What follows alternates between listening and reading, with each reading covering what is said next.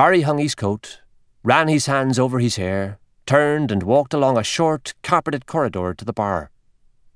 He wondered if Colette the barmaid, a big, motherly woman, would be on duty tonight.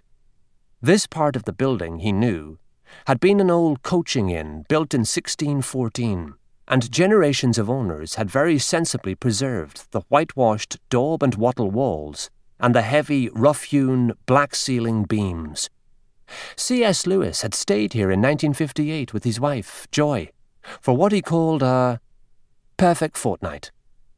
Barry went through a door to his left into a low-ceilinged room where a turf fire blazed in a wide grate. After the bitter cold of the day outside, the heat was stifling, but the scent of the burning peat was familiar and comforting to him. There were several men in the room, most standing at the bar, a few in booths beside the wall. Barry heard a murmuring of conversation. The smells of damp tweed and cigarette smoke mingled with the aroma of peat. He could hear the sleet outside rattling off the curtained windows. "You!" roared Dr. Fingal Flaherty O'Reilly, who stood leaning against the bar. "Looked like a drowned rat. Come on in and have a jar." "Thanks, Fingal." "What'll you have?" Barry rapidly rubbed his hands together, feeling them tingle as the circulation returned. "Hot Irish, please." O'Reilly turned to the barmaid, who stood behind the marble-topped bar, polishing a straight pint glass with a dish towel. "Do you hear that, Colette?" "Hot halfin' it is, Doctor." "Halfin' be damned. Give him a double." "How are you, Colette?" Barry asked, turning his back on O'Reilly, shaking his head at her and mouthing silently, "Just a half." A double whiskey on top of his tiredness could be the end of him. Her smile was wide and welcoming as she nodded her understanding of his order and said, "Grand, so am. Haven't seen you in for a wee while." "I've been busy." "Jesus, lass, would you give the young fella his jar?" O'Reilly said. "Coming up." She moved away and switched on an electric kettle. "Now, Dr. Laverty," growled O'Reilly, "where the hell have you been?" Barry looked at the big man's florid, craggy face, bushy eyebrows, and his bent nose with a distinct list to port. O'Reilly was in his shirt sleeves, red braces holding up his tweed pants. A glass, a large glass, of what Barry knew would be Irish whiskey was clutched in one hand. "Working?" "Working.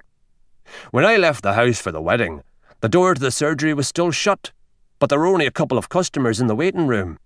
Nuala Harkness never takes long." "Maybe not for you, Fingal. You've known the woman for nearly 20 years. O'Reilly grunted. "And Harry the Boots Hawthorne."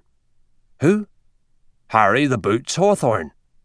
They call him that because when he was first married, his wife told her best friend he was so virile that when he came in from the fields and feeling his oats, wanting her, he wouldn't even take the time to get his boots off."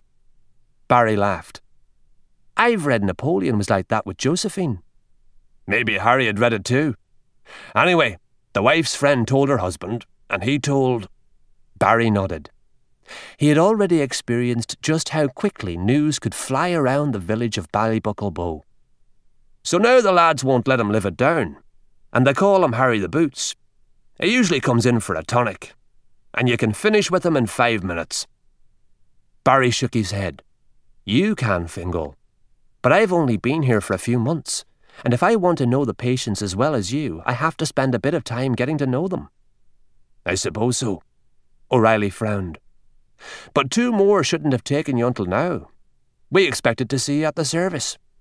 Harry took longer than I expected. Then Jeanie Jingles phoned. She thought her wee Eddie had croup and you went to see the lad?" There was a hint of paleness in the tip of O'Reilly's nose, a sure sign that his temper was not entirely under control. "I know you're meant to be on call today for emergencies, Fingal, but..." "You thought you'd do me a favour?" The pallor spread. "Not a favour.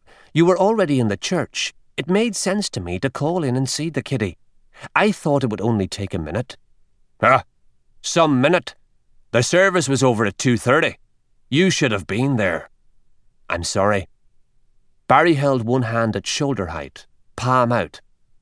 If I'd known I was depriving you of the pure delights, the immensely satisfying medical moments of seeing one more case of common croup, I'd have sent a police escort to haul you out of your pew." O'Reilly managed to chuckle. "All right. Have it your own way. Work yourself into an early grave if that's what you want. See if I give a tinker's damn." The laugh lines deepened at the corners of his eyes.